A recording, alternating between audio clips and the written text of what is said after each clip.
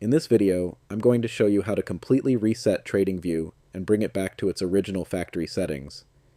This is useful if your layout is messy, indicators aren't working properly, or you just want a clean start. Let's jump right in. First, open TradingView on your computer. Once you're logged in, look at the top left corner of the screen and click on your profile picture. From the drop-down menu, scroll down and select App Settings. Inside the Settings window, look at the menu on the left-hand side and scroll down until you see Service. Click on it. Now, at the bottom of this section, you'll find an option called Factory Reset. Click on Back to Defaults.